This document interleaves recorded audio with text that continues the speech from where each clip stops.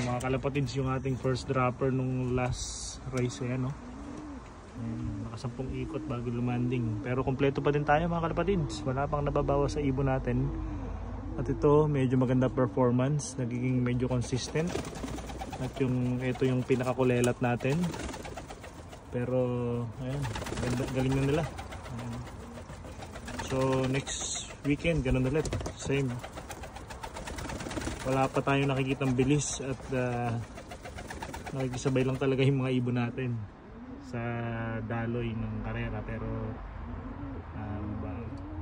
tingin ko naman pagdating talaga sa dulo, ayan, medyo baka mapag-perform natin sila. So gagawin natin lahat ng ating makakaya para makapwesto naman tayo sa ating dream race.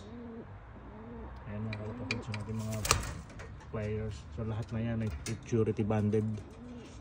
So meron akong 15 na players. Ito medyo mukhang si Ladyboy ang mag-ano eh. Mukhang magtatayo ng bandera ng ating loft.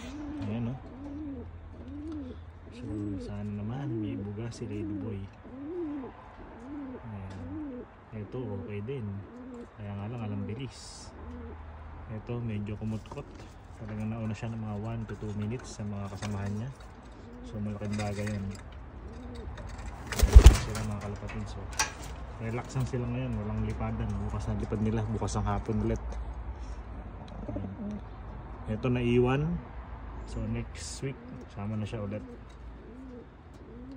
Medyo recovered na siya, ngayon na siya nalipad eh.